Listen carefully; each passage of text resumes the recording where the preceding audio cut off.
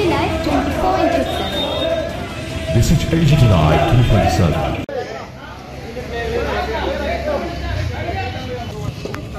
জানেন যে উদয়পুর শহরে ফুটপাতের মধ্যে অনেক গরিব অংশের মানুষ আছেন যারা ফুটপাতে দোকানদারি করে তাদের অর্থনৈতিক অবস্থার অনেকটা সমৃদ্ধি ঘটে, অর্থাৎ সংসার প্রতিপালন করে।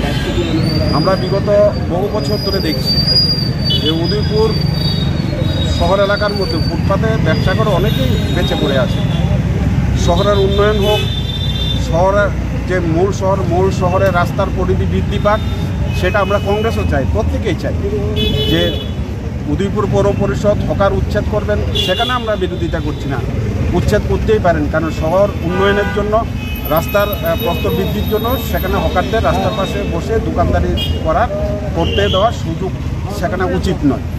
কিন্তু সেটাও মাথায় রাখতে হবে যে এই সমস্ত ফুটপাতে হকার সেখানে দোকানদারি করে তার সংসার প্রতিপালন করছে, হুট করে তাদেরকে যদি সেখান থেকে উচ্ছেদ করা হয় তাহলে তার সংসারের উপর একটা বিশাল প্রেশার চলে আসবে, তার সংসার প্রতিপালন করা সেখানে সম্ভব না।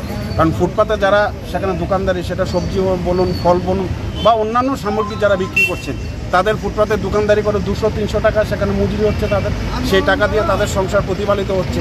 হুট করে পৌরসভার তরফ থেকে তাদেরকে কয়েকদিন পর আমরা দেখি কখনো ডজার লাগিয়ে দিচ্ছেন, কখনো পৌরসভার কর্মীরা তাদের সেখানে হুমকি দামকি দিয়ে সেখানে রাস্তা থেকে সরিয়ে দিচ্ছেন।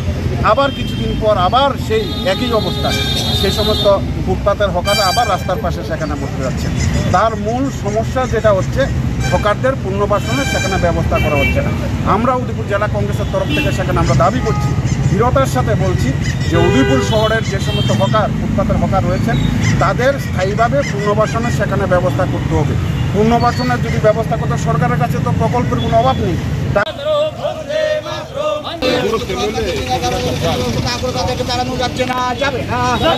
যাবে না